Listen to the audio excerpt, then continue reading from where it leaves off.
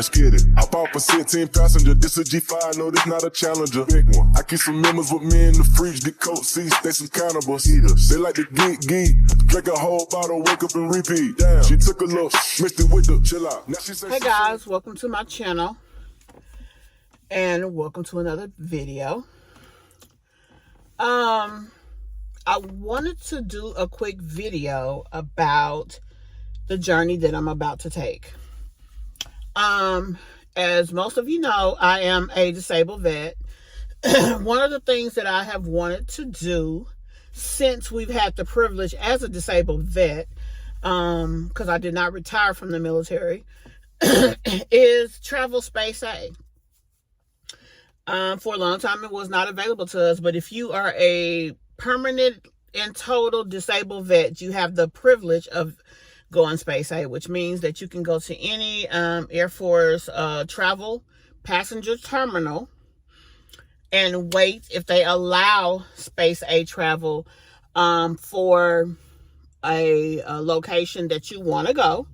And once they release the spots and you are properly registered, you can get on the military airplane and go wherever. So my goal is I want to do at least two space A experiences a year. I said I wanted to start this year, 2023. So the first thing that I'm going to have to do is find the closest place that I can go that does allow space A. That's the first one. Find out where they travel and see if that's somewhere I want to go. So I'm going to take you guys on a journey with me. This is my initial video, just letting you know what's going on, letting you know what I'm going to do, and we're going to go from there. We will definitely go from there. So the next video will be us actually looking for the close one. Now, that's the Air Force base, literally right there. This is Air Force housing where I am. And I do live here, in Air Force housing. So, but they don't allow, their passenger terminal is not open to, non-essential active military business. They move, this is the biggest, air, location in the United States, Robins Air Force Base, the biggest, let me say it the way that they say it, the biggest runways, like the biggest, not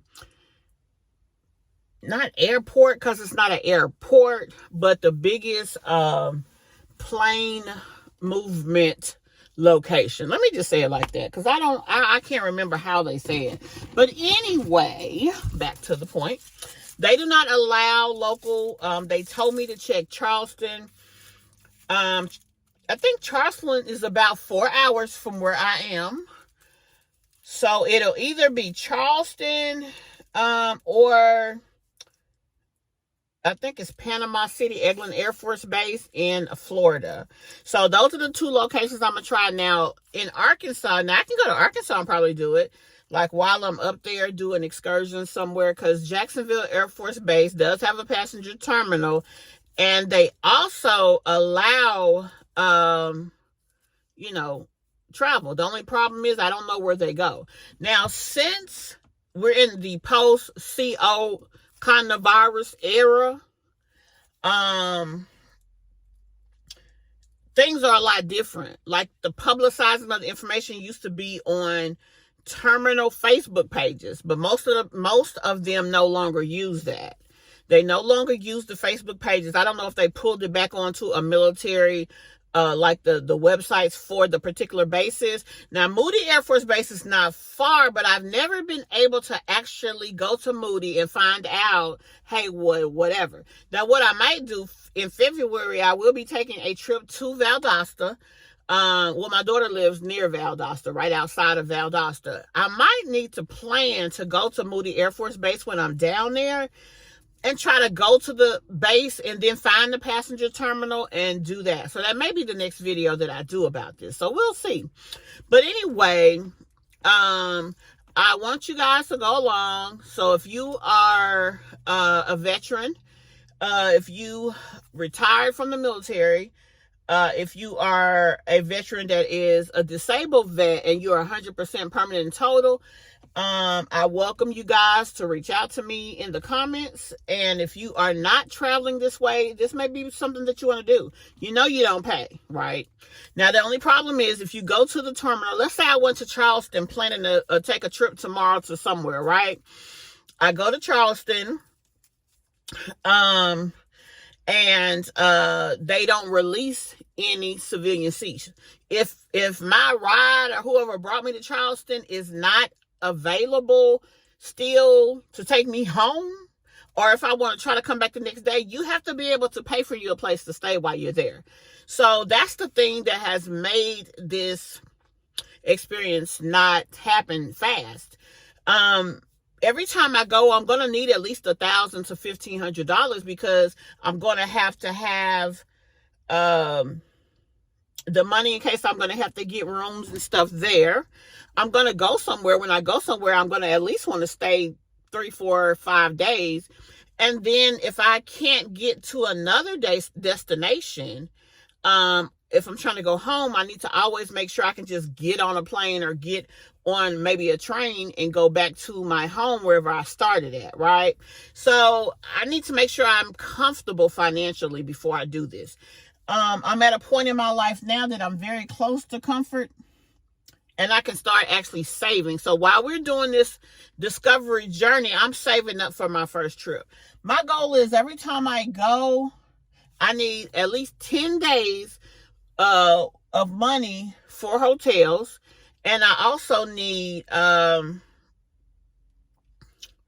have, the money to eat. And then wherever I end up, I'm going to want to explore. Like the first day or so, I need to find at least 1 or 2 things there to do that I want to go out and do. And then I'll need the money for that as well.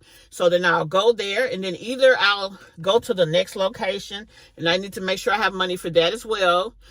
To stay at least 2 or 3 days. Every time I travel, I want to stay at least 2 or 3 days. Now, I can still go back and just keep going to spots until I get close to running out of money. Then I'm going to want to come home. Anyway, so that's the deal. That's what I'm trying to do. I am a disabled vet. I don't have a 9 to 5. I have an online business. Those of you who are members of this channel know that. And then I'm a disabled vet. So I do get compensated for that. So that's, that's my money. That's what I do.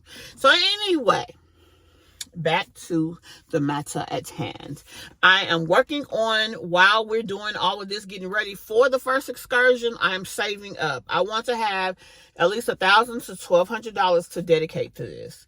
Now, I can take, like when I get ready to go, I can be smart about it. I can go to hotels.com through like Klarna or Afterpay, use my available balance to buy all the gift cards I can, and then I can use those gift cards to pay for different things. I can do a gift card for DoorDash.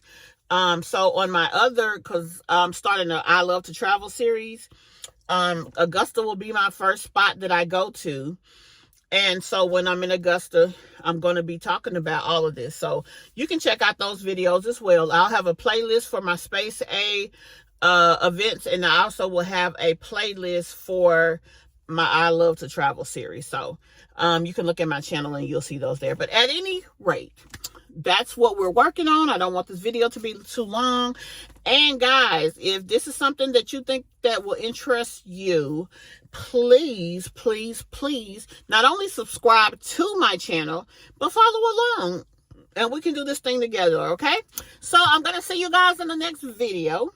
But I definitely did want to let you know we're starting our space journey. I'm excited. I really am. See you guys. Get it. Hop off a 16 passenger. This a G5. No, this not a challenger. Big one. I keep some members with me in the fridge. The coat seats, they some cannibals. Eaters. They like to geek. Drink a whole bottle, wake up and repeat. Damn. She took a look, mixed it with the chill out. Now she say she saying 3D. Wow. I go in the jungle and they got a coat. I bet I come out with a mean. I bet I do this shit for the fam. Cause this shit